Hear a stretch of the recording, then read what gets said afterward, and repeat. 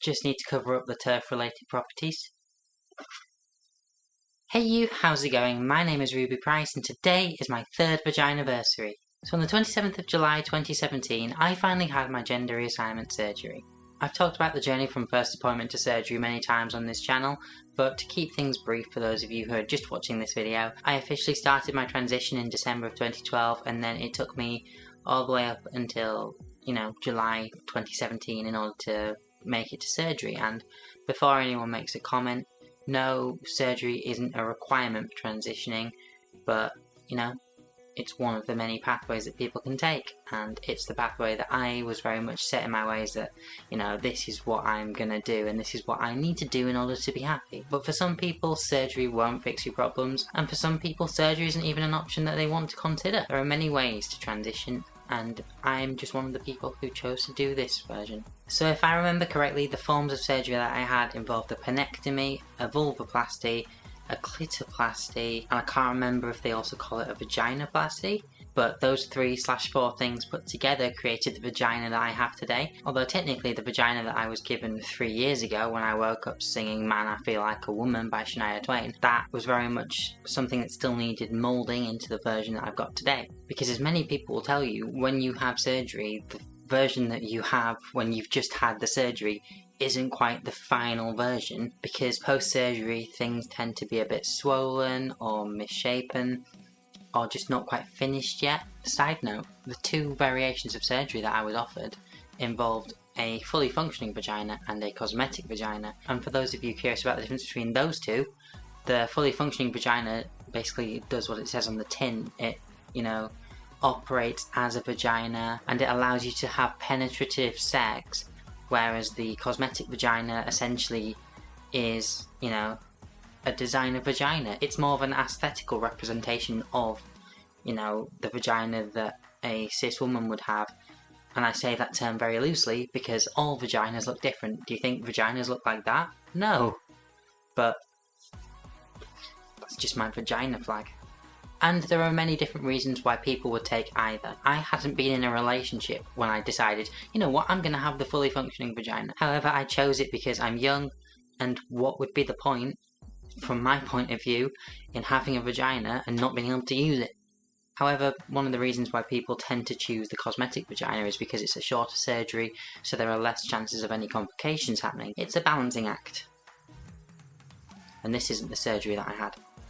So moving on from that, what has changed since I had this surgery? Well, for one, I'm so much more confident. I'd even go as far to say as the Ruby Price that, came out of surgery is not the same Ruby Price I am today, and that could be said for many people, obviously, but my own mental well-being has changed so much just from a mixture of the hormone replacement therapy continuing and having the gender reassignment surgery and just being in a better place mentally. I'm a completely different person, basically. So there's that to consider. I'd say the biggest thing that's changed since surgery was the fact that, I am now in a relationship, and I don't think I could have put myself through that prior to surgery. I was so focused on being unhappy with my own self-image. Dating and things just never really became a priority for me. I was on dating apps and stuff, but I wasn't using them seriously.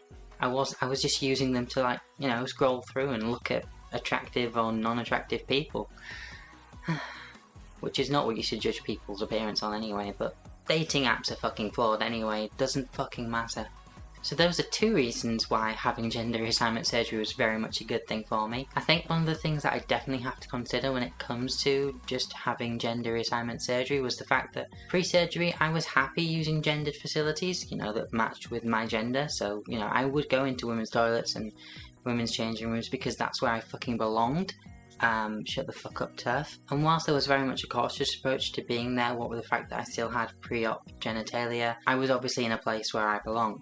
And now that I'm post-op and, 3 years down the line, is there even any question that I belonged anywhere else? But for anyone who says that pre-op trans people shouldn't be going into single-sex spaces that correlate with their gender identity, fuck off. You just want to pee or change clothes. If you're worried about a child being exposed to genitalia, I can tell you now, trans people are probably going to be using a cubicle. But yeah, this wasn't really a planned or structured video. I'm mostly just trying to ad-lib, talking about the things that, you know, are very good for me on this day because, well, let's face it, the last 3 years have very much set a trend with me having to make a video on this day, and, you know, I enjoy it.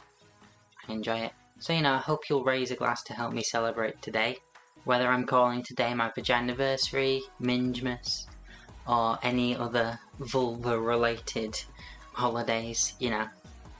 Yeah. Today is my 3rd vaginiversary. 3 years since, well, I got a vagina. And honestly, fucking hell, I'm happy. So yeah, I reckon that's it for this non-structured, non-planned video. If you did enjoy this video, do all that generic YouTube stuff, as I say in my weekly vlogging series a week ago, which has now returned. If you missed that, like, share, comment, subscribe. We'll see whether the YouTube algorithm decides to show this video to anyone or not, and whether it decides to show it to the people who I care about seeing this video. So if you want to support me on Patreon, that would be fantastic, so I can afford to pay rent this month. And as always, I've been Ruby Price, and I shall see you next time. Adios. Bye.